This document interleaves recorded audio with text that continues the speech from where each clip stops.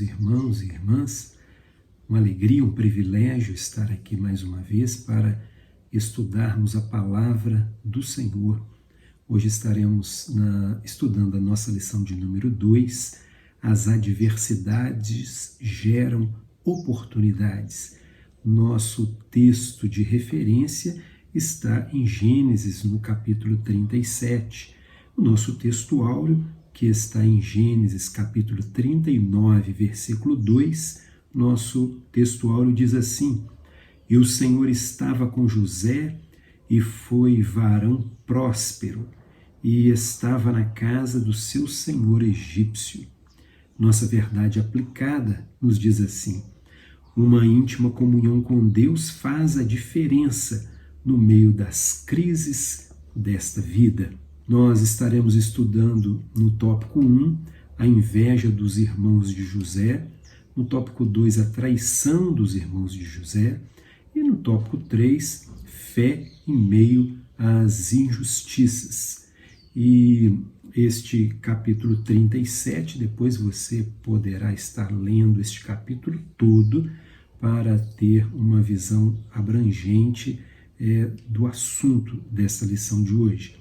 A nossa introdução, ela nos diz assim: mesmo vivenciando tantas aflições, José não abriu mão da sua fé e confiança em Deus, que estava com ele a todo momento. Todas as adversidades enfrentadas contribuem para o cumprimento do plano divino.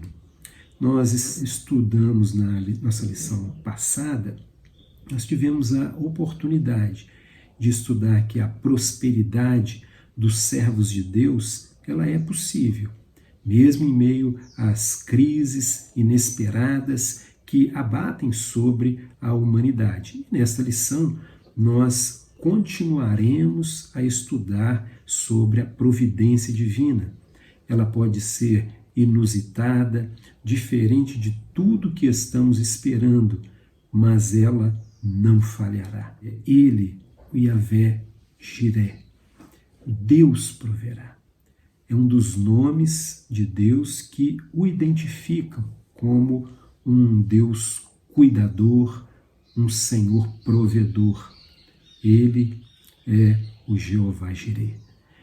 É possível, sim, em meio às situações adversas, ser abençoado, ser próspero e ter paz também.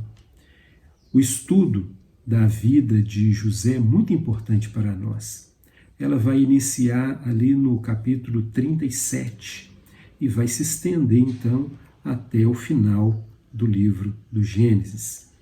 E esta história de José, ela nos mostra que em todas as circunstâncias, mesmo em meio às situações mais complicadas e difíceis, Deus continua no pleno controle da situação.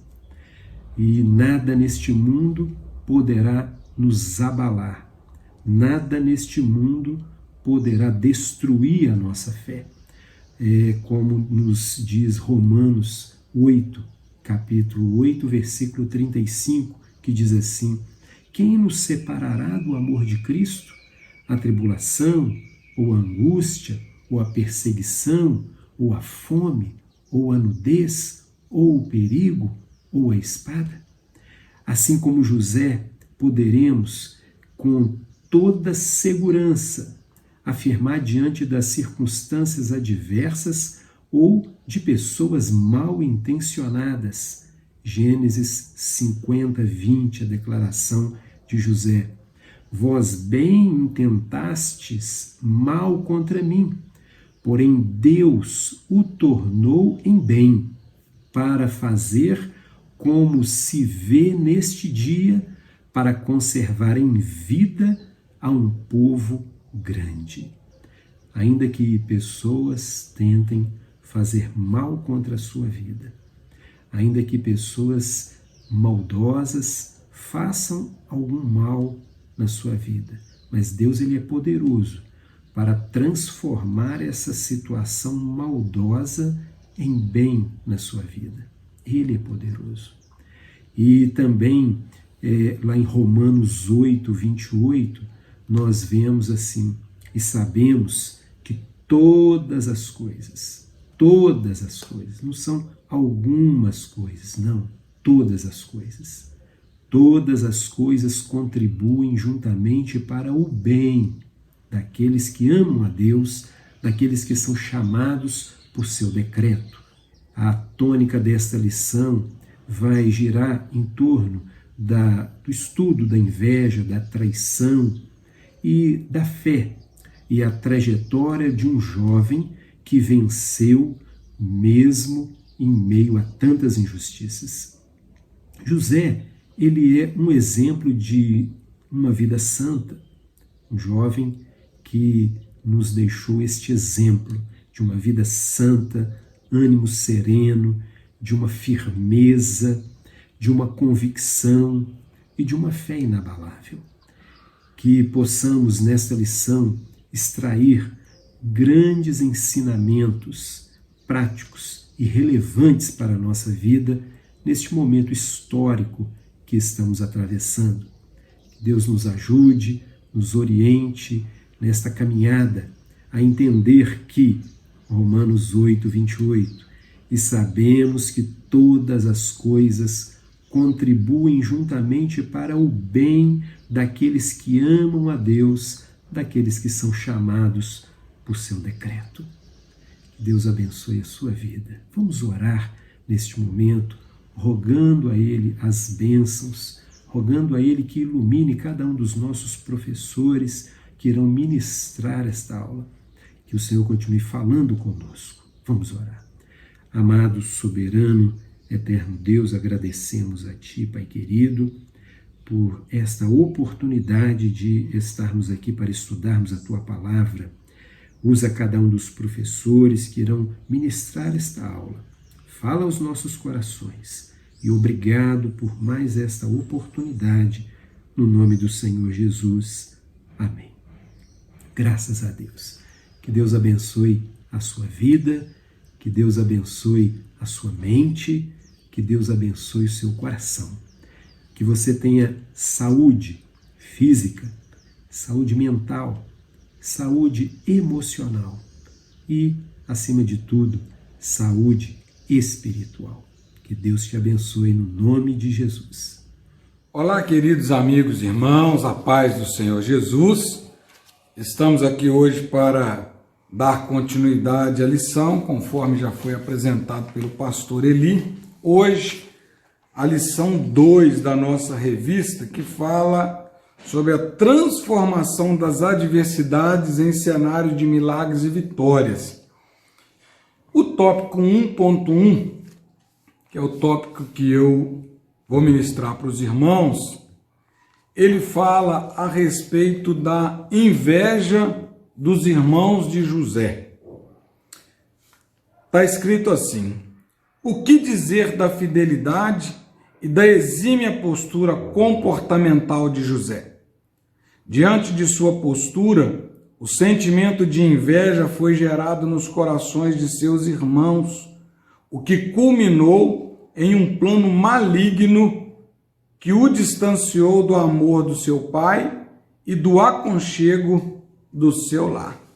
A inveja, ela é obra da carne e ela vai sempre culminar com algo desastroso, desagradável, que entristece o Espírito Santo de Deus.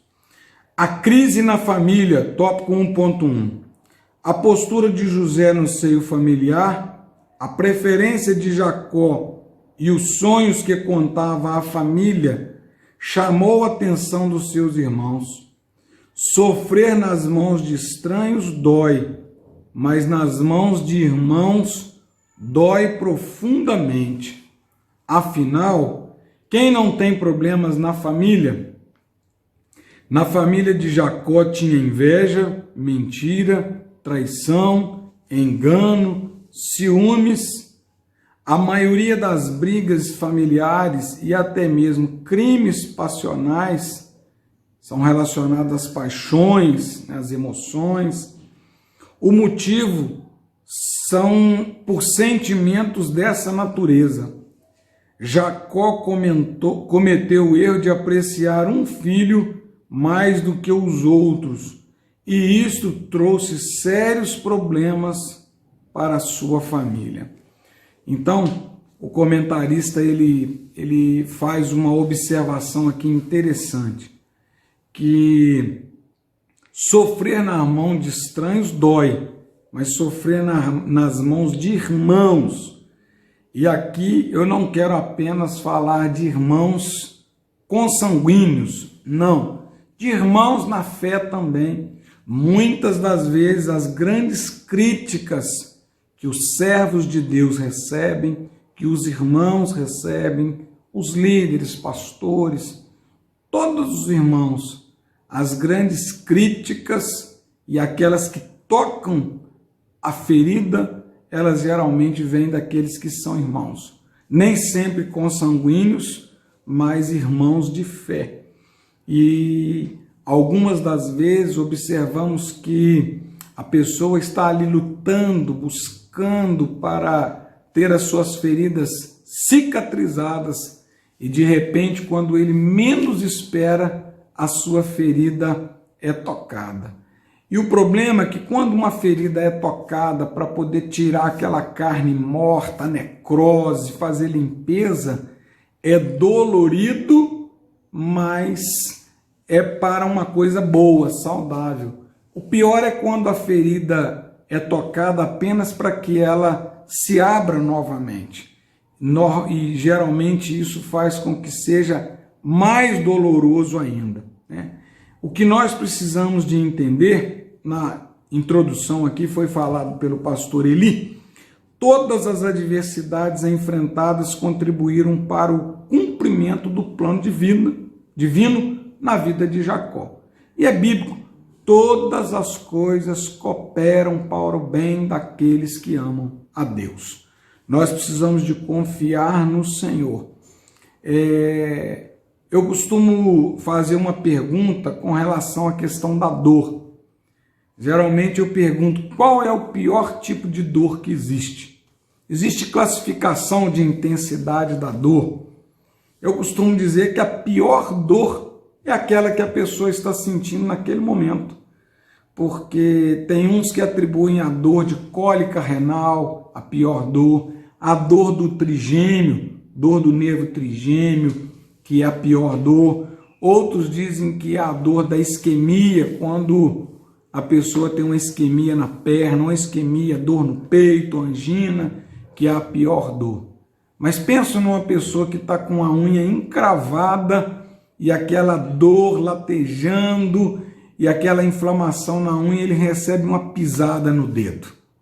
Imagina a intensidade da dor. Quem já teve uma unha encravada sabe do que eu estou falando. Ah, mas é apenas uma unha encravada. Mas é a dor que está sentindo. Então, cabe a nós, né, ajudar a cicatrizar feridas, tratar a dor do outro, amenizar a dor do outro. E a pior dor que uma pessoa tem é exatamente aquela que ele está sentindo naquele momento. Interessante que o comentarista coloca aqui a respeito de Jacó ter manifestado maior amor e maior apreço a José do que aos demais. O amor do pai ou da mãe dos pais por o filho, ele deve ser igual e preferencialmente sempre expressado igualmente a todos, né, para evitar exatamente suscitar esse tipo de inveja. E dentro dos lares as comparações são sempre feitas. Quando um filho, quando algum membro da família recebe algum tipo de benefício, ele é visto como o preferido e, na verdade, quando a pessoa recebe uma retribuição de um ato, de alguma coisa, e assim com o próprio Deus, os atos de obediência ao Senhor, eles são retribuídos com bênçãos. E algumas pessoas costumam ficar pensando, Deus não me ama, as bênçãos sempre são direcionadas para A, B ou C, e eles se comparam com os outros, né? Mas a Bíblia diz que nós somos tesouro particular do Senhor, cada um ocupa o seu lugar e o seu lugar não pertence ao outro. Então o autor aqui coloca no comentarista, na revista do professor: muitas pessoas gostariam de ter nascido em outro lugar, em outro lar e até mesmo em outros países. Pensam que se tivessem nascido em lugar diferente, cenário diferente, eles seriam mais felizes e viveriam melhor. Alguns dizem: sou grato a Deus pelos meus pais, mas gostaria de ter sido gerado por eles em outra situação. Pensar assim é questionar a vontade soberana e o propósito e o tempo de Deus para cada um de nós. Por outro lado, conhecemos pessoas que nasceram em condições e em lugares que julgamos ideais, porém, eles também enfrentam problemas. Aprendemos com José a importância de preservarmos o nosso relacionamento com Deus e não sermos dominados pela tendência de acharmos que somos tão somente vítimas da vida e nada podemos fazer. Aquele que está em Cristo crê que Deus é poderoso para levar adiante o seu propósito. Filipenses 1:16. Então, há um ditado antigo, que diz o seguinte, que as famílias são todas iguais, só mudam de endereço. De certa forma, há uma realidade nisso, não porque todas as famílias são iguais, mas o sentido de que todas as famílias têm problemas e eles mudam de endereço porque as famílias moram em lugares diferentes, mas todas as famílias enfrentam desafios e problemas, mas também todas podem vencer e superar esses desafios, sobretudo nós que somos privilegiados por conhecermos as diretrizes da palavra de Deus para a nossa vida, para uma vida saudável, uma vida de relacionamento com o Senhor e, além da Bíblia regular o nosso relacionamento com Deus, também regula o nosso relacionamento com os nossos entes queridos, com os nossos familiares, com a nossa família e também com o próximo. É assim que nós devemos pautar a nossa vida, baseado nas instruções e nos fundamentos da palavra de Deus. O tópico 1.2. A inveja não pode te parar. A inveja pode aparecer numa família quando os pais dão preferência a um de seus filhos. Jacó provocou esse sentimento em sua família, demonstrando preferência por José. A inveja culminou-se em aversão a José por parte dos seus irmãos. O invejoso possui um sentimento egocêntrico. A própria pessoa quer ser o centro de todas as coisas, o ego, o seu interior, o eu. E esse sentimento e esse comportamento egocêntrico é aquele de trazer todas as coisas para si mesmo e querer tudo para si, voltado para a própria pessoa. Então o invejoso possui um sentimento egocêntrico, pois só se sente bem quando ele é o centro das atenções. Este sentimento pode transformar facilmente em furor. A inveja pode causar grandes problemas familiares, inclusive levar o indivíduo a querer a morte do seu próprio irmão. Exemplo disso Caim e Abel. Olha que Abel foi vítima da inveja do seu irmão por ele ter o seu sacrifício aceito pelo Senhor, mas havia um propósito no coração e Deus conhecia o propósito de um e o propósito do outro. Mas não foi a atitude de Abel que fez com que Caim tomasse a medida que ele tomou. foi o que havia dentro do coração. O grande problema que muitas vezes enfrentamos é que o invejoso, além de tomar a atitude imprópria, que é uma atitude egocêntrica, voltada para si mesmo, o desejo de ser o centro dos benefícios das atenções, ele costuma ainda atribuir as suas atitudes ao comportamento do outro.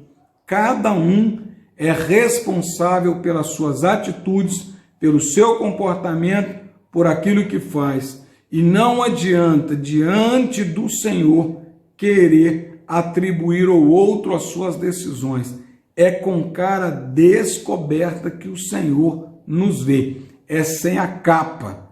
Nós estamos em tempo de coronavírus e todos nós estamos usando máscaras para nos proteger e proteger as pessoas do coronavírus.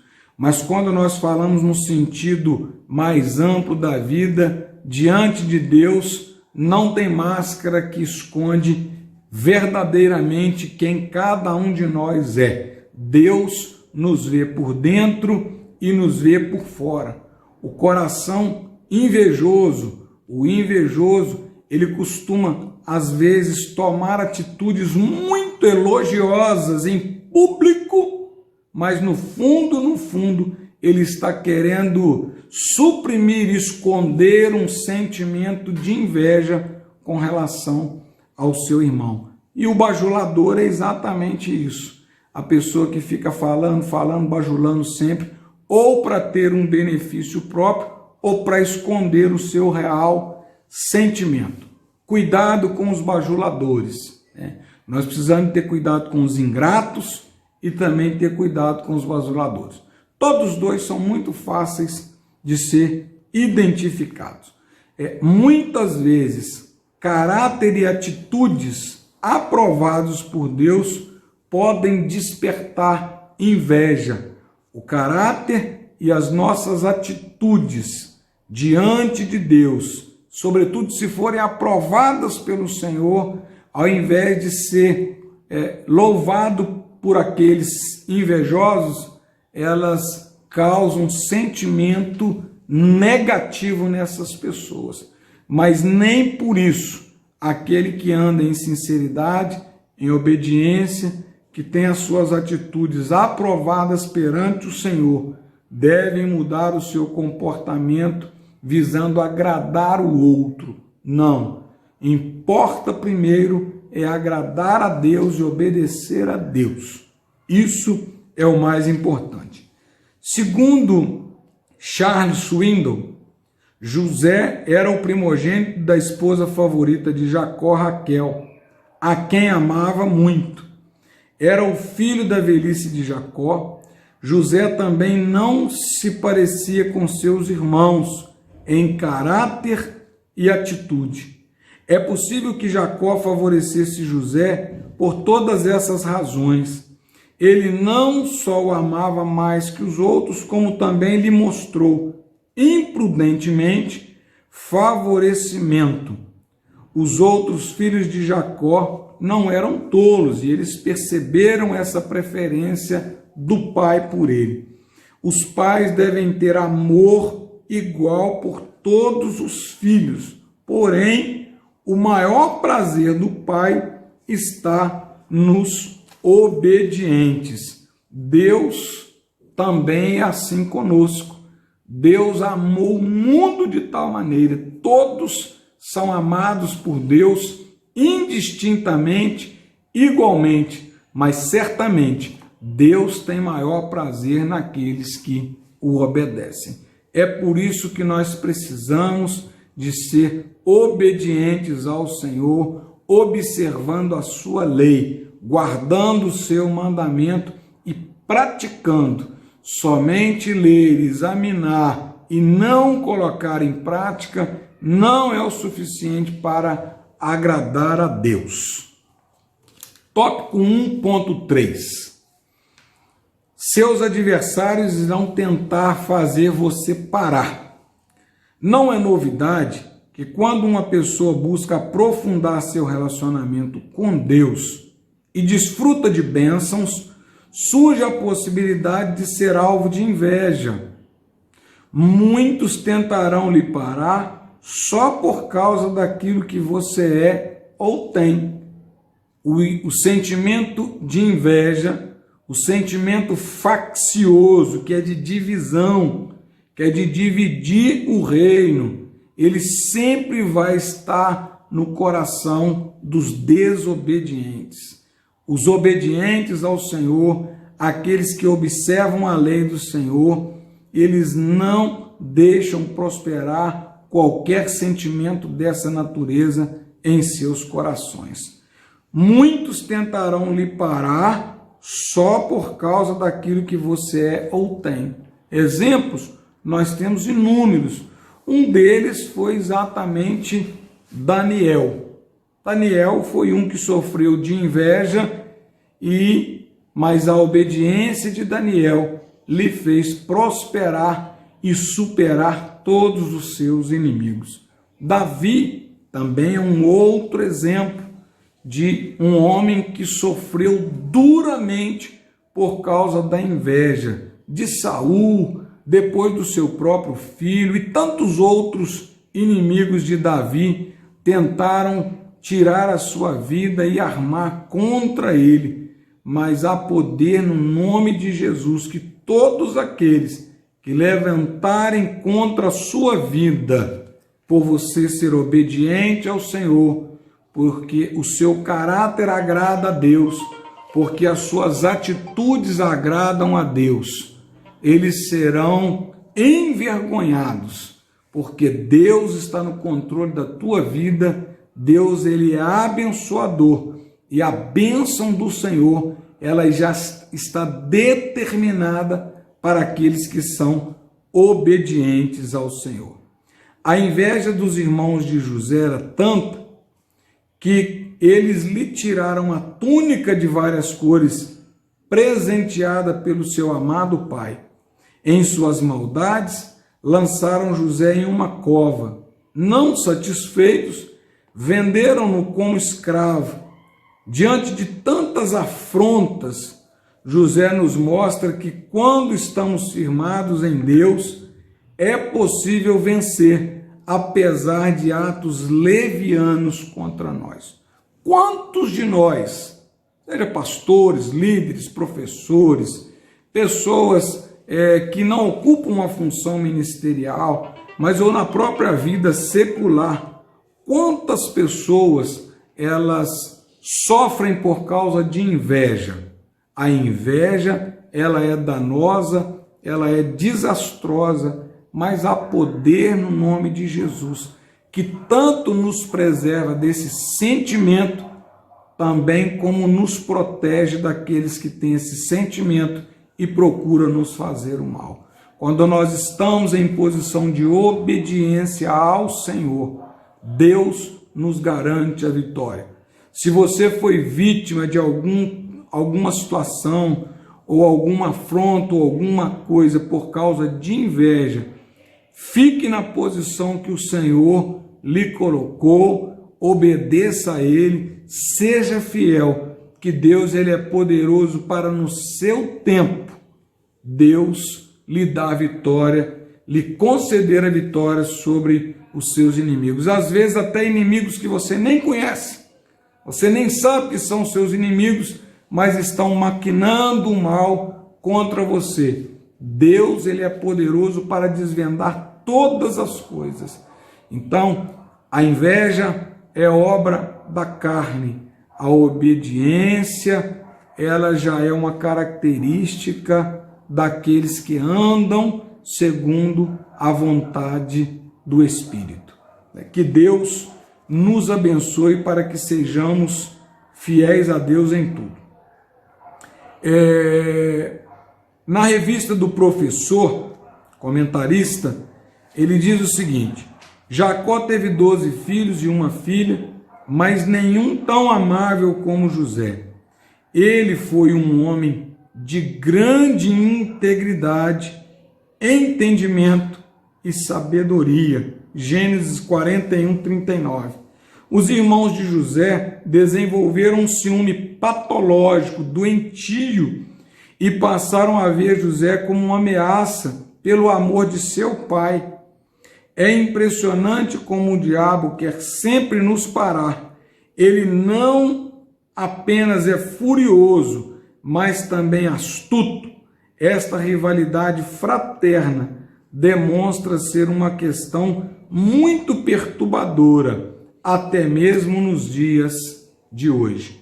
Que Deus possa nos livrar de qualquer sombra desse sentimento, que ao identificar qualquer atitude nesse sentido, ou qualquer coisa nesse sentido, que nós não somente venhamos repreendê-la das nossas vidas, mas que se nós formos vítimas de alguma situação, alguma circunstância, por inveja de outros, possamos ter a firme confiança no Senhor, de que Ele é poderoso para nos livrar dos males que nós percebemos e daqueles males que estão ocultos. Eu quero agradecer a Deus pela oportunidade de nós estarmos nesse domingo, participando da Escola Bíblica Dominical online, e quero convidar você, mesmo que você não esteja podendo participar da Escola Bíblica Dominical, olha, não deixe de adquirir a sua revista. As revistas foram enviadas para as congregações e realmente a revista desse trimestre, ela está uma bênção. Tem aqui muitas lições que nos ajudam a superar as dificuldades.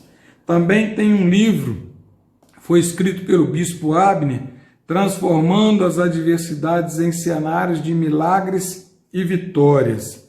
É o livro que é o texto base, o livro base para o estudo da lição da Escola Bíblica Dominical. É um livro para se ter em casa, para deixar na sua biblioteca, para deixar na sua estante e também até para dar de presente. Que Deus abençoe os irmãos, que tenham um domingo abençoado. Seguimos agora para o próximo tópico. Deus abençoe a todos, a paz do Senhor. A paz do Senhor para os irmãos. Então, dando continuidade à lição de número 2 que nós estamos estudando, as adversidades geram oportunidades. Chegamos aqui então no tópico de número 2, a traição dos irmãos de José. Como os irmãos podem ver, nesse tópico, nessa lição de hoje, nós estamos estudando sobre José, um jovem, um moço ainda, cheio de muitas boas intenções, que foi traído pelos seus irmãos, e na verdade os irmãos de José não traíram somente José, traíram o pai de José, porque mais adiante, quando eles vendem José à caravana dos ismaelitas que passava, eles pegam a túnica de José, matam um animal, mancha essa túnica de sangue e entrega ao pai para forçar uma falsa morte de José, como se uma besta fera do campo o pegou, o matou, o feriu, e Jacó aí vai acabar se convencendo de que José estava morto. Também nós encontramos aí, dentro dessa história, esse José que foi vendido para a caravana dos ismaelitas. Posteriormente, José foi vendido para ser escravo na casa de Potifar. E em tudo isso, irmão, nós compreendemos que era Deus preparando José para futuramente ele ser o sustento da família de Jacó. A lição de hoje, basicamente, ela nos traz justamente para esse raciocínio. Adversidades que geram em nós oportunidades para o nome do Senhor ser glorificado. No tópico de número 2, ele começa falando assim: a história do jovem José encanta muitos por causa da sua entrega total ao Senhor. Vimos que o relacionamento entre José e Jacó, seu pai, incomodava seus irmãos. Diante disso, José recebeu um duro golpe, foi tirado do seio familiar, indo parar em uma terra estrangeira, o que lhe acarretaria crises profundas. Irmãos, quando eu chego no tópico 2 dessa lição, eu vou lembrar da mensagem que nós ouvimos ontem no culto de louvores antigos pelo evangelista Moisés. Ele estava falando sobre a escola de Deus. A escola de Deus ela é diferente da escola do homem. E na escola de Deus, Deus tem os seus caminhos, Deus tem os seus meios. Agora, uma coisa é certa: todas as situações que Deus proporciona, prepara para que nós, os seus servos, venhamos passar, é para algum aprendizado. O tópico de número 2, nós vamos estar falando sobre 3 tipos de crise que José teve de enfrentar através deste golpe. E o que esse tópico vai nos ensinar? Que mesmo nós não estando preparados para receber golpes que a vida pode nos proporcionar, como servos de Deus, precisamos aprender algumas lições com José para enfrentar crises que possivelmente podem surgir. Lembrando sempre, Deus é o nosso porto seguro. Vamos então caminhar? Tópico 2.1, ele vai falar sobre a primeira crise: afastado de quem amava. A palavra traição pode ser definida como deslealdade, desapontamento da expectativa de alguém, distanciamento, engano, infidelidade. Podemos dizer então que toda traição envolve mentira. José havia ido buscar notícias de seus irmãos quando é avistado por eles, que por movidos pelo ódio, traçaram um plano maligno contra ele. A primeira intenção era matá-lo, porém, nada nem ninguém pode impedir os planos de Deus para a nossa vida. Aconselhados por Rúben, numa tentativa de livrar José, os demais irmãos o lançaram numa cova. Num ambiente impregnado de maldade, os irmãos de José venderam-no para uma companhia de ismaelitas que ia para o Egito. A dor da traição de seus irmãos só não era maior que a dor da saudade que iria sentir de seu amado pai. Contudo, a relação harmoniosa entre Deus e José fez com que ele não esmorecesse diante da dor. Quando nós lemos esse tópico, a primeira crise enfrentada por José, que foi justamente o afastamento de quem ele mais amava, não somente a família em si aqui representada, mas o pai, né? José tinha um amor também especial pelo pai. Nós vamos ver que a atitude dos irmãos de José, não houve dentro dessa atitude nenhuma preocupação com relação a José. Se haveria ou não para José alguma consequência daqueles atos, se psicologicamente José fosse sofrer posteriormente, se posteriormente José estaria bem ou mal. Na verdade, dentro dessa intenção, o que eles queriam era eliminar José. Era tirar José de cena, movidos pelo ciúme e pela inveja que sentiram do jovem José. Quando nós lemos aqui, olha, a primeira intenção foi matá-lo. Essa foi a primeira ideia. Não. Então, até então, isso não vai resolver. Seria pesado demais. Aconselhados, numa tentativa de livrar José, os demais irmãos o lançaram numa cova. Impregnado nesse ambiente de maldade, venderam José para uma companhia de ismaelitas que ia para o Egito. Então, a gente vê dentro disso formas, meios intencionais dos irmãos de José de eliminar José da história daquela casa. Mas tem um ponto aqui nessa lição que me chama a atenção. O comentarista, o bispo Abner, colocou assim, olha: porém, nada, nem ninguém pode impedir os planos de Deus para a nossa vida. Tem um Deus que governa a nossa história. E assim como José estava sendo ali afastado, impedido de continuar no convívio do pai, da sua família, a quem tanto amava. Mas mesmo assim, foram planos frustrados. E o comentarista colocou assim, que toda traição, ela envolve mentira. Irmão, que Deus nos livre e guarde. Vamos ler no texto bíblico, Gênesis 37, versículo 31. Olha o que eles fizeram. Tomaram a túnica de José, mataram um cabrito, tingiram a túnica no sangue, enviaram a túnica de várias cores, fizeram levá-la a seu pai e disseram: temos achado esta túnica. Conhece agora se será ou não a túnica de teu filho? E conheceu-a e disse: é a túnica de meu filho.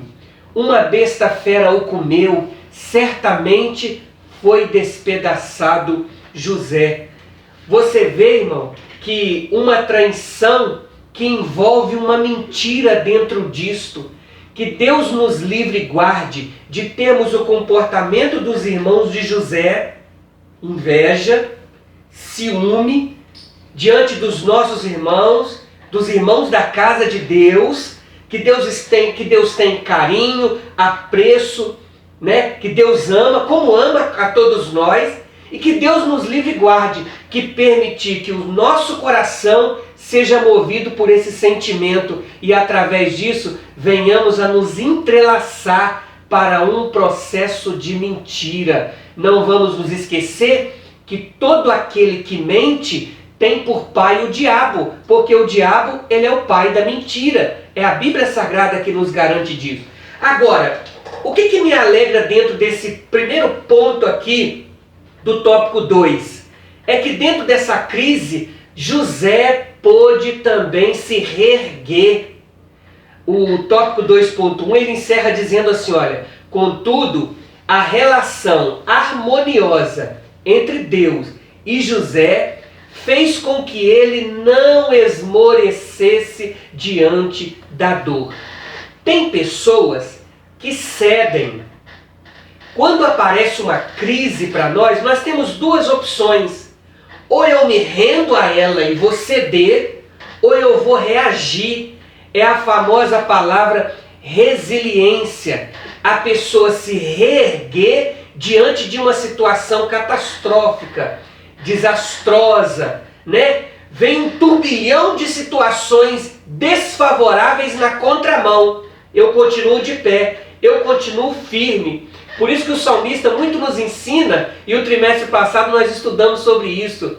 Os que confiam no Senhor, Salmo 125, são como o monte de Sião, não se abala, mas permanece para sempre. José não vai esmorecer, mas ele vai continuar erguido, para fazer cumprir assim os planos de Deus para a sua vida. E aí então, a gente chega no 2.2, segunda crise, acusado injustamente. Os comerciantes ismaelitas levaram José juntamente com outros escravos para ser vendido aos egípcios. Neste período, José tinha 17 anos. José foi comprado por Potifar a fim de que lhe servisse como escravo. Como é importante termos intimidade com Deus, pois mesmo sendo escravo em terra estranha, a presença do Eterno estava com José.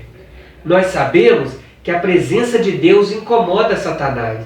José não havia sido eliminado por seus irmãos, então Satanás procurou envergonhá-lo através da carne. Para persuadi-lo, o inimigo usou a mulher de Potifar para lhe atrair com palavras impuras. Contudo, José era íntegro e possuía temor a Deus. Primeira coisa nessa primeira parte do 2.2 que nós aprendemos, irmão, é justamente o fato do comentarista mencionar a presença de Deus com José. Capítulo 39, versículo 2, ele diz assim, olha, e o Senhor estava com José. Ele começa falando da venda de José para uma companhia dos ismaelitas. Depois, José é vendido como escravo para servir como escravo a Potifar. Mas ele vai enfatizar, devido à sua intimidade com Deus, o Senhor era com José. Agora, José está na casa de Potifar. E José, agora, segundo o que a lição traz para nós, o inimigo, Satanás, ele vai mudar a estratégia e vai tentar José através da carne. O inimigo não desiste, né? Ele vai continuar investindo. A lição do domingo passado, ela falou justamente sobre isso, sobre Isaac. Quando os filisteus vinham entulhar, né, os poços que Isaac estava desentulhando, que foram os poços do seu pai Abraão, Isaac, o que ele fazia? Ele não desistia, ele ia para outro. Perfeito? O inimigo não vai desistir, ele vai continuar tentando entulhar lá, ele parte para outro, até chega um ponto que o inimigo ele vai desistir. Os filisteus desistiram, foi a lição que nós estudamos no domingo passado. E aí essa lição nos chama a atenção para isso. O inimigo não desiste, mas a convicção e a firmeza de José, de que o Senhor estava com ele, vai encerrar para a gente esse ponto que eu li aqui. José era íntegro e possuía temor a Deus. Nós não podemos nos permitir que as circunstâncias adversas venham mudar o nosso comportamento, a nossa integridade e o nosso temor a Deus. A recusa de José não agradou a mulher de Potifar, que fez uso da mentira para prejudicá-lo. Olha, de novo, a mentira aqui entrando no cenário da história. José foi tentado na sua sexualidade, mas sua fé não lhe permitiu romper sua comunhão com Deus. Por sua fidelidade a Deus, José foi parar na prisão.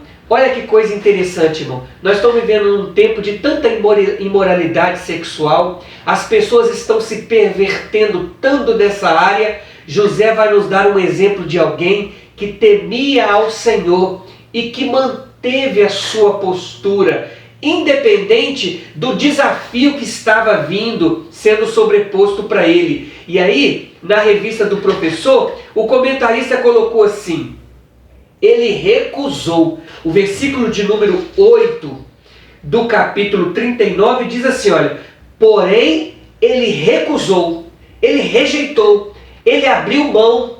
E aí, nas tentativas do inimigo contra nós, o que nós precisamos ter? Posicionamento. José se posicionou. Não, eu te recuso. Eu não aceito. Eu não vou entrar por esta área. Perfeito? Porque tinha um propósito para com Deus e José. E ele disse àquela mulher, aqui o bispo Abner deixou um termo explicativo mais fácil para nós. Meu senhor confia em mim. Primeira razão, sua lealdade ao seu senhor.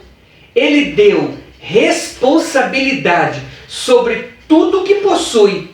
A única coisa que não me pertence é você, mulher dele. Jamais poderia trair a confiança dele. E como uma segunda razão, ele colocou a sua fidelidade a Deus. Quando José, no versículo 9, ele termina dizendo assim: como, pois, faria eu este tamanho mal e pecaria contra Deus? E aí, a Bíblia vai continuar dizendo que, quando ele dizendo isso, ela não desiste. E ela continuou falando, até que José não lhe deu ouvidos e José fugiu. Naquilo que José fugiu, irmão, a Bíblia vai dizer para nós que ela pega na veste de José, ela chama os moços da casa, os servos, e ela vai dizer assim, olha o que ele fez comigo.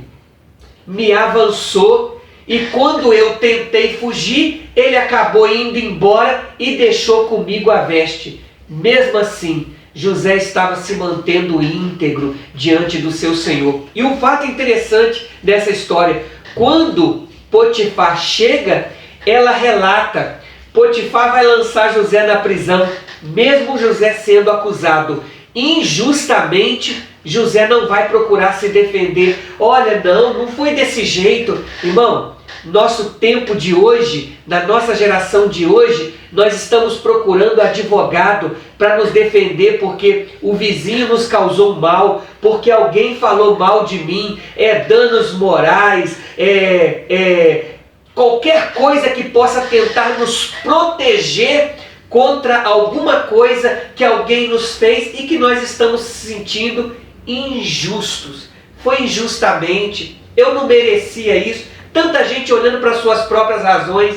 José vai fugir e José não vai requerer aqui, diante de tudo que lhe aconteceu, alguma condenação. Não, peraí, não, eu não merecia isso, agora eu quero que alguém venha se justificar por mim. Mas ele vai continuar se mantendo fiel a Deus. Não se esqueça, meu irmão, nós temos um advogado. A Bíblia diz assim que nós temos um advogado, Jesus Cristo, o justo.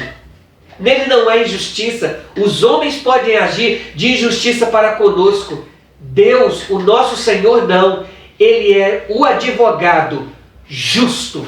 Nele não há dois pesos e duas medidas. A sua medida é sempre firme e é fiel. Bendito seja o nome do Senhor. E aí a gente vai partir para o próximo tópico. E aí a gente chega no tópico 2.3, falando aí da terceira crise enfrentada por José. Ele coloca como título: Esquecido por Todos. Após interpretar o sonho de dois presos, ambos se cumprirem integralmente, José precisou esperar por muito tempo até que o copeiro Mor se lembrasse dele. Cabe enfatizar aqui que José foi traído por seus irmãos, caluniado pela mulher de Potifar, condenado à prisão e esquecido por todos. Porém, Deus não havia se esquecido dele e na hora certa iria exaltá-lo. Nesse ponto, no tópico 2.3, ele vai falar justamente desse esquecido por todos. É quando José vai cair na prisão. E aí, irmãos, a gente vai ver o plano de Deus.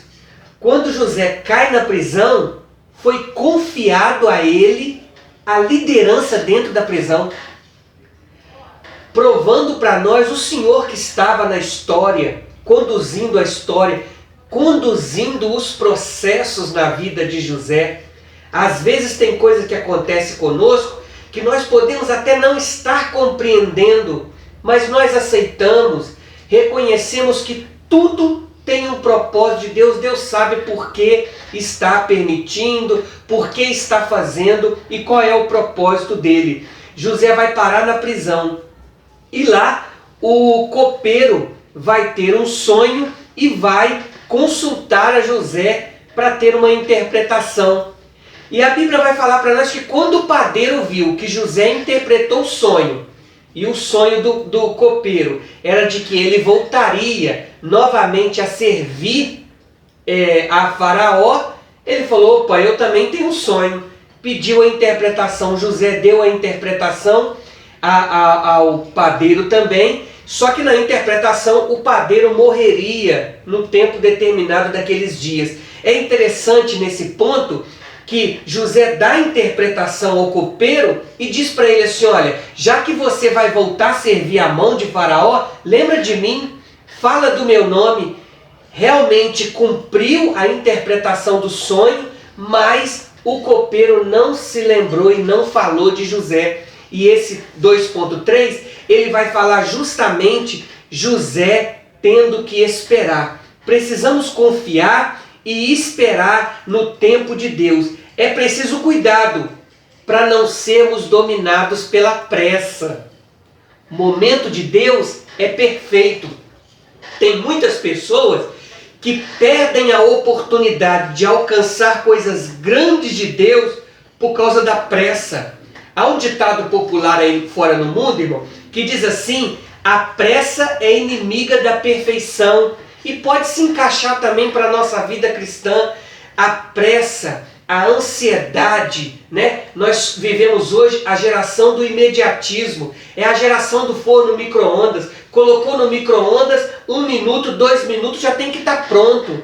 A geração dos nossos antepassados era a geração do fogão a lenha. Tinha que ir para o mato, buscar a lenha, preparar a lenha, acender o fogo. Depois que o fogo pegava é que você ia ver o resultado posterior. A geração de hoje precisa aprender a esperar, a aguardar. Talvez se fosse muitos de nós vivendo esse momento como o de José, diria assim: pronto, só acontece comigo, tudo para mim dá errado, só eu não consigo ter sucesso. Olharíamos para o exterior, para alguém lá fora, ou até mesmo para o ímpio, ou até mesmo para alguns irmãos. Ele dá certo, só para mim que nada dá certo. Então nós também aprendemos aqui que as coisas no tempo de Deus acontecem com perfeição, sem erro. porque Deus, tudo que Ele faz é perfeito e é para o nosso bem. Nós também aprendemos aqui também que, mesmo que nós sejamos esquecidos, pelos homens, por aqueles que estão à nossa volta, que nós tanto esperamos que venham se lembrar de nós, vamos ver o que a Bíblia fala para nós. Isaías, capítulo 49, se não me falha a memória, isso mesmo, Isaías 49, versículo 14, 15 e 16, para nós encerrarmos o tópico de número 2. Mas Sião diz: já me desamparou o Senhor se esqueceu de mim. Pode uma mãe esquecer-se tanto do filho que cria, que não se compadeça dele, do filho do seu ventre? Mas ainda que esta se esquecesse, eu, todavia, não me esquecerei de ti. E como prova disso, o versículo 16, ele diz assim, olha: eis que na palma das minhas mãos eu te tenho gravado. Irmão, talvez, quem sabe, você está esperando há tanto tempo o reconhecimento, a lembrança do homem, e até agora não houve nenhuma lembrança. Fique tranquilo, Deus não se esqueceu de você, Deus não se esqueceu de mim, Deus não se esqueceu de nós. Nós servimos a um Deus que lembra. Quando eu falo disso, eu me recordo da irmã Ana, que ela subia para poder oferecer sacrifício, e ela ia oferecer sacrifício pelo quê? Mas ela tinha uma rival dentro de casa, a Penina, e a Penina oferecia dando graças pelo filho que ela pôde gerar. Ana não, porque o Senhor tinha cerrado a madre de Ana. Ela foi depositar o seu clamor nos pés do Senhor, e até o sacerdote achou sim que ela estava embriagada. Mas sabe o que aconteceu no decorrer da história? A Bíblia diz assim que o Senhor se lembrou de Ana. Aquilo que os homens à nossa volta podem esquecer a nosso favor daquilo que precisamos e necessitamos, nós servimos a um Deus que Ele se lembra. Descansa o seu coração. Deus, Ele tem se lembrado. Por isso que por muitas das vezes nós vemos o povo orando, o povo de Israel orava: Senhor, lembra do concerto que o Senhor fez a Abraão, Isaac, Jacó. Clame ao Senhor, que Ele está disposto também a lembrar daquilo que Ele te prometeu. Deus em Cristo possa te abençoar rica e abundantemente. Quero mais uma vez aqui agradecer o nosso pastor presidente, pastor Moisés, pela muito rica oportunidade. Deus continue abençoando e vamos continuar aprendendo, porque tem mais coisa boa aqui para nós. Deus abençoe. E aí o tópico de número 3 vem falar conosco sobre a importância da fé em meio às injustiças. Esse tópico é nosso. Toca particularmente o nosso coração, fazendo um chamado à nossa memória para aquilo que precisa acontecer nos momentos mais difíceis da nossa vida. José tinha a presença de Deus na sua vida. Observamos isso na revelação do Espírito Santo ao longo da sua trajetória, através dos sonhos, mostrando o que havia projetado para José no futuro. O segredo de José, de sua vitória, foi o seu relacionamento com Deus. José é referido como um belo tipo de Cristo. Não existe nas Escrituras Sagradas um símbolo mais perfeito do que ele. Quer observamos Cristo como objeto do amor do Pai ou da inveja dos seus, na sua humilhação, no seu sofrimento, na sua morte, exaltação e glória, o vemos maravilhosamente simbolizado em José. Como um tipo perfeito do Filho de Deus, José permaneceu fiel até o fim, agiu com fé, mesmo diante de todas as injustiças sofridas. 3.1 Quando honramos a Deus, somos por Ele honrados. Assim como José, se a nossa fé estiver no Senhor, caminharemos em direção à vitória. José passou anos na prisão sem resposta para tamanho sofrimento. Então Faraó tem um sonho e ninguém consegue interpretá-lo. Deus faz com que o copeiro mor traga à memória a pessoa de José e prontamente diz a Faraó que conhece um homem que poderia interpretar seu sonho. Na presença do rei, José interpreta o sonho de Faraó. Maravilhado, ele se torna então governador do Egito. José está naquele calabouço por uma injustiça cometida contra ele, e ali ele ficaria até que a providência divina o permitisse. Mas a fé em Deus é realçada através do seu silêncio paciente. Sofrer em silêncio. Quem hoje se resigna a passar por isso? Nada mais estranho a esse mundo, esse tipo de ensino. Qualquer um de nós pode ser vítima inocente da calúnia. Embora sem culpa, podemos ter que suportar falsas acusações. Como cristãos, como proceder em tal caso? É claro, as situações não são todas iguais. Em algumas circunstâncias, pode sim a vindicação ser possível. Nem sempre erramos por buscá-la, mas às vezes nem isso nós podemos fazer.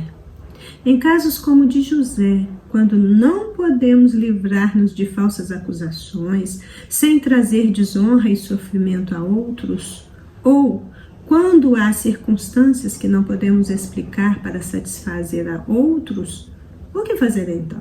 Um estudo das experiências de José nos ensina que devemos proceder como ele, sofrer em silêncio e com paciência. Com Jesus, ele deixou tudo nas mãos de Deus, nada fazendo ele mesmo para corrigir o mal, crendo que todas as coisas cooperam para o bem daqueles que amam a Deus. Ele então triunfou sobre a injustiça, sobre a vontade própria e sobre a rebeldia. E quando as coisas pareciam ter tomado um rumo bem ruim para José, na verdade Deus estava preparando as cenas dos últimos atos antes da sua exaltação. A nobreza de José nos ensina a nos mostrar superiores em toda e quaisquer circunstâncias e sobre quaisquer condições, reagindo de modo apropriado aos muitos tratamentos ingratos e injustiças que sofreremos vida afora. Essa é uma magnífica lição a ser aprendida. Nossa sensibilidade exagerada, exacerbada aos reveses da vida pode nos prejudicar muito. Se formos ficar ressentidos por tudo que nos acontece, resistentes e incapazes de perdoar, se apresentamos muitas oscilações de humor e falta de firmeza em nosso ânimo, se nos permitirmos ser abatidos profundamente pela tristeza, depressão que nos ronda o tempo inteiro, então não seríamos felizes nesta terra e ainda poderemos perder a oportunidade de uma eternidade com Cristo. Somos fortes pela graça de Deus e somente por ela. É por essa graça que podemos colocar todos os infortúnios, todas as adversidades, todas as injúrias pessoais, todas as traições, todos os sofrimentos, todas as provações debaixo dos nossos pés e mantê-los ali até que Deus nos dê o escape. Lucas 21:19. Na vossa paciência, possuí as vossas almas. Nós precisamos estar de posse da nossa própria alma e ditar o nosso destino e não sermos possuídos por ela a ponto de dizer: eu não consigo me controlar, o que eu posso fazer? Bill Eimer, o autor desse livro, nos lembra que, enquanto os propósitos de Deus iam amadurecendo lentamente no mundo lá fora, o caráter de José também amadurecia com força e autodisciplina dentro das paredes daquela masmorra. Todas as coisas cooperam para o nosso bem. Você crê nisso? E não é somente dos personagens bíblicos, mas de todo aquele ou aquela que amam ao Senhor. Nenhum elo da corrente da providência divina poderia ser dispensado por José. E ele se mostrou à altura de viver plenamente e na direção de Deus em cada um deles, não dispensando nenhum. Se nós aceitarmos a nossa condição como determinada por Deus, então teremos também condições de ler a vontade divina para nós no desenrolar de cada dia.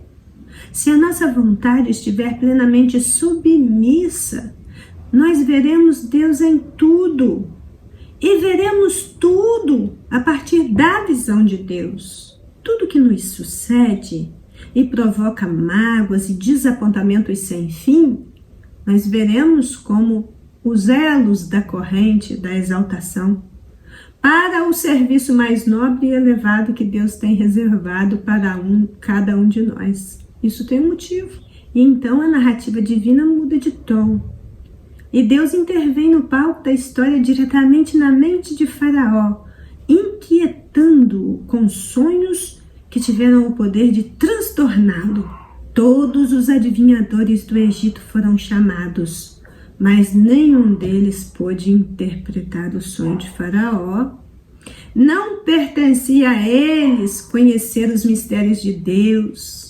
O segredo do Senhor é com aqueles que o temem, e ele lhes mostrará a sua aliança. Salmo 25, verso 14. Apenas a José, o sonhador, pertencia ao conhecimento divino para interpretar tais sonhos proféticos. José, tão desprezado por seus sonhos, agora é elevado a uma posição de honra por não desprezar os sonhos dos outros e de ter discernimento claro à voz de Deus. O tempo da prova terminou. Fechou-se esse capítulo de sofrimento, abriu-se um outro em que José colhe os frutos da sua fé e da sua submissão absoluta.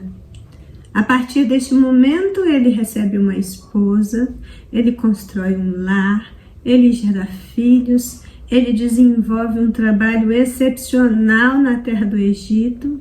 A lembrança dos seus feitos atravessou os séculos e chegou até nós com um lembrete divino. Deus está no controle de todas as coisas, mesmo quando as coisas são terríveis e assustadoras. 3.2 Deus nunca se esqueceu de José. A vida de José possui uma narrativa motivadora para todos os cristãos. No momento em que José estava esquecido por todos, Deus demonstrou seu cuidado por ele. Deus sempre esteve trabalhando em favor de José. Tenhamos sempre a certeza de que mesmo nas crises o Senhor não se esquece de nós. Imagine essa cena. O burburinho no cárcere. Um prisioneiro comum seria levado diante da presença do rei do Egito. E o rei do Egito era considerado um deus na terra. Pela mitologia egípcia, não havia deus no Egito maior do que o próprio Faraó. Ele era considerado o senhor dos dois mundos, o mundo dos humanos e o mundo dos deuses. Ele era, segundo a concepção dos seus adoradores, aquele que mantinha o equilíbrio cósmico e que impedia que o caos se instalasse, destruindo o mundo existente. Veja, é na presença deste, que se julgava o próprio Deus, que José está sendo encaminhado para falar com ele sobre o Deus que revela os sonhos e que faz o que nenhum ser humano pode fazer. O único Deus realmente que mantém o equilíbrio cósmico e que impede a destruição do mundo existente é o Deus de José. Tanto que estava antecipando os eventos futuros para que a humanidade pudesse se preparar para não ser dizimada. Uma certeza temos, e a história de José reforça essa nossa compreensão. Não estamos esquecidos nessa crise. Podemos até ficar perplexos com os métodos que Deus usa em nosso preparo para o exército de sua grandiosa obra. E o fracasso aparente é parte do treinamento e da disciplina de Deus. José entrou na presença de Faraó como um prisioneiro comum e saiu dali como governador de toda a terra do Egito. Manter a integridade nos momentos que pareciam de derrota, e que não foram poucos, funcionou como degraus que foram transpostos um a um, pouco a pouco, em direção ao alvo. Deus nunca se esqueceu de José, como não se esquece de nenhum de nós. As pessoas é que se esquecem muito rapidamente do que não deveria. Nós lemos em Jeremias capítulo 2, verso 13, porque o meu povo fez duas maldades. A mim me deixaram manancial de águas vivas e cavaram cisternas rotas que não retêm águas. O imperativo da lembrança é para nós. Nós é que precisamos nos lembrar, porque Deus nunca se esquece. E por fim, o último item, o 3.3, fala para nós a respeito do segredo da vitória de José. Tudo contribui para o bem daqueles que amam a Deus. Romanos 8, 28. Todas as aflições fizeram José chegar ao fim dos seus dias sem mágoas e crendo que Deus continuaria a levar adiante o seu plano. Deus está falando conosco através da experiência de José e instruindo os nossos corações a respeito dos seus propósitos excelentes. Nós somos objetos da providência de Deus, assim como foi José. Às vezes, o nosso projeto na escola de Deus pode ser lento, mas ele está trabalhando. José saiu ileso daquela prova por causa da sua profunda relação com Deus. Sua vida devocional o fez vencer sem desesperar. Por mais difícil que fossem os anos passados debaixo do jugo, eles não lhe causaram danos, porque as suas reações foram corretas. Acredito mesmo que esse seja o segredo da vitória de José, a reação certa na hora certa. Ele não se amargurou, pelo menos não temos nenhum relato dessa natureza. Manter o coração longe da amargura, conservar o ressentimento longe do nosso espírito e manter uma reação certa em todas as experiências da vida, sem sombra de dúvida, é o segredo. Apenas uma reação errada pode nos causar danos permanentes. Veja que análise interessante. Foi enquanto José estava na prisão que o ferro entrou na composição da sua alma. O ferro do princípio, o ferro do propósito santo e do caráter santo. Em tudo quanto Deus faz conosco, em todas as enigmáticas e desconcertantes vicissitudes da vida, o seu propósito é a formação de um caráter como o de Cristo, de puro altruísmo e de amor ágape. O fracasso pode ser um instrumento melhor do que o sucesso para realizar isso em nós. Acompanhe, por exemplo, o curso de um homem que tem um sucesso ininterrupto e você vai verificar que muitas vezes ele é arrogante, dominador, convencido, cheio de egoísmo e de desconsideração pelos outros.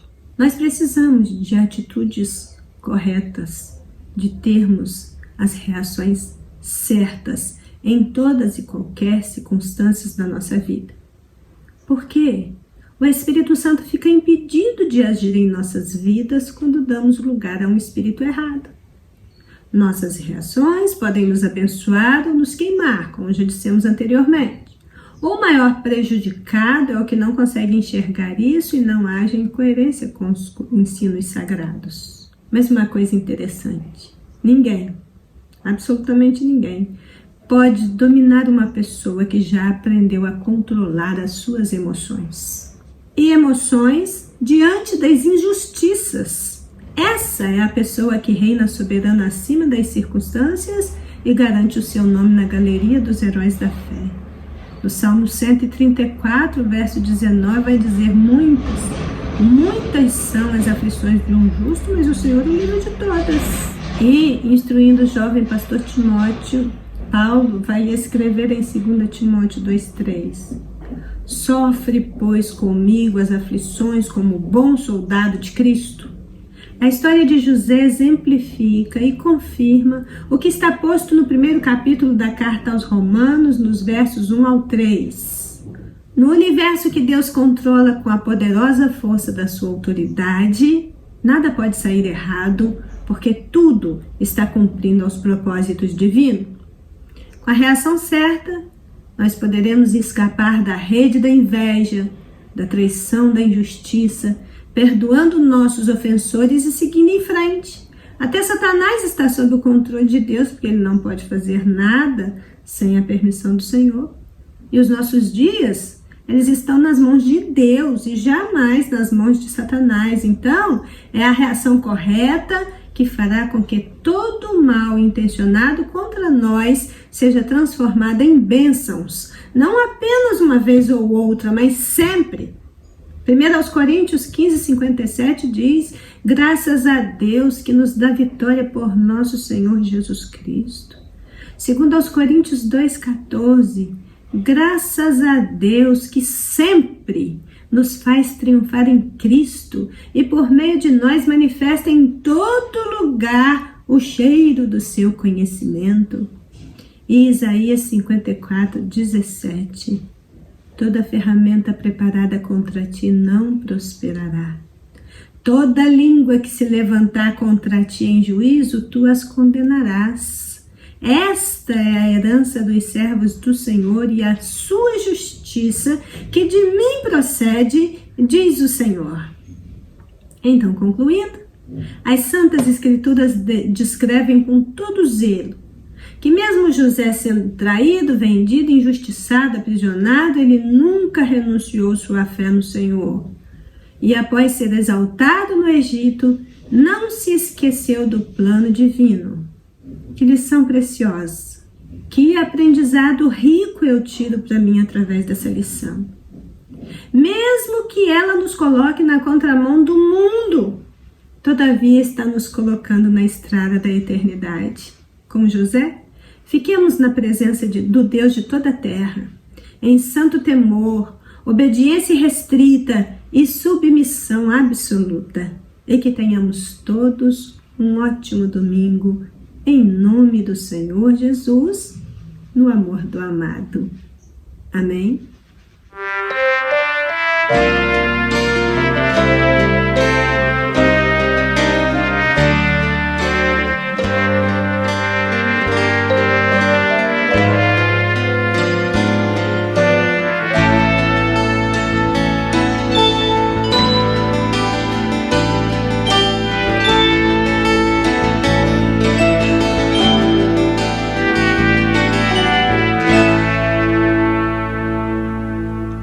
Situações nessa vida me fazem sentir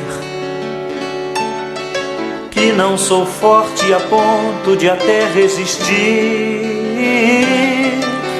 Nestes terríveis momentos, os maus pensamentos me querem levar a um extremo de vida que meu equilíbrio se deixa enganar.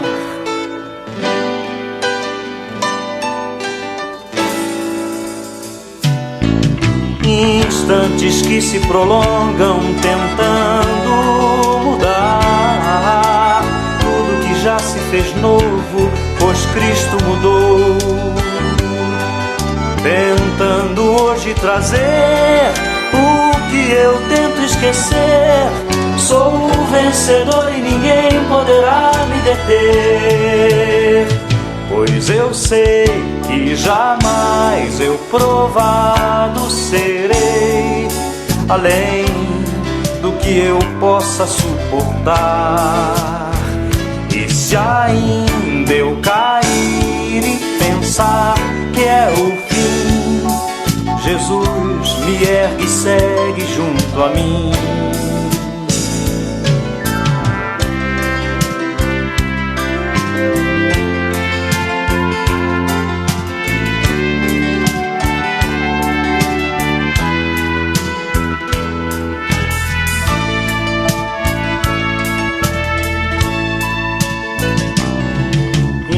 Instantes que se prolongam tentando mudar tudo que já se fez novo, pois Cristo mudou.